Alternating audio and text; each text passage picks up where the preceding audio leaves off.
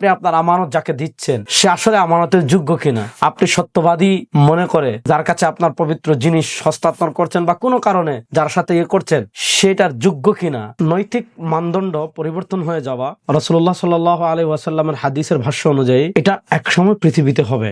সুনান ইবনে মাজাতে, মুসনাদে আহমদে, মুস্তাদরাক আলাস সাহিহাইন সহ হাদিসের অনেক কিতাবে বর্ণনাটি পাওয়া যায়। আল্লাহ রাসূল সাল্লাল্লাহু আলাইহি ওয়াসাল্লাম বলেছেন, সায়াতি আলান নাসি সানাওয়াতুন খাদ্দাআত, আমার উম্মার উপর কিছু প্রতারণাময় বছর আসবে, অর্থাৎ যে বছরগুলো হবে প্রতারণাময়। প্রশ্ন হলো বছর প্রতারণাময় কেমনে হবে?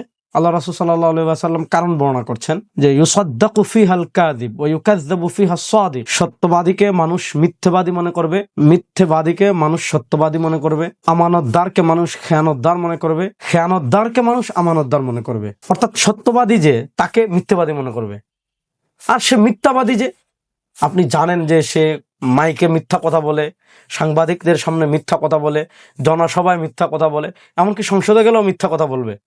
এই মিথ্যাবাদীকে মানুষ ফুলের মতো পবিত্র বানিয়ে ফেলবে, সত্যবাদী বানিয়ে ফেলবে। আমানতদারকে মানুষ খেয়ানতদার মনে করবে।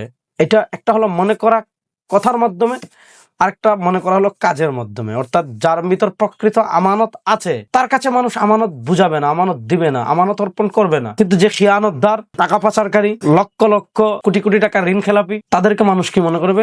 আমানতদার মনে করবে। আল্লাহ রাসূল সাল্লাল্লাহু আলাইহি ওয়াসাল্লাম বলেন, ওয়ায়ান্তিকু ফিহা আর-রুয়াইবিদা, সাধারণ মানুষের বিষয় নিয়ে কথা বলবে রুয়াইবিদারা। সাহাবায়ে কেরাম জিজ্ঞেস করেছেন, ওয়ামার রুয়াইবিদা ইয়া রাসূলুল্লাহ, রুয়াইবিদা কারা ওগো আল্লাহর নবী? আল্লাহ রাসূল সাল্লাল্লাহু আলাইহি ওয়াসাল্লাম জবাব দিচ্ছেন, আর-রাজুলুত তাফিহু ইয়াতাকাল্লামু ফি আমরিল আম্মা, তুচ্ছ, অযোগ্য, নাদান, এই কিসিমের লোক যারা আছে তারা দেখা যাবে সাধারণ মানুষের বিষয়গুলো নিয়ে সামনে থেকে কথা বলছে। অর্থাৎ নেতৃত্বের জায়গায় অযোগ্য, তুচ্ছ, হিয়ানতদার, মিথ্যুক, ইখলাসবিহীন, তাকওয়াবিহীন লোকজন চলে আসা, এটা হলো পৃথিবী প্রতারণাময় হয়ে যাওয়ার সিস্টেম। অর্থাৎ রাসূলুল্লাহ সাল্লাল্লাহু আলাইহি ওয়াসাল্লাম বলেছেন পুরা বছর প্রতারণাময় হয়ে যাবে। কখন?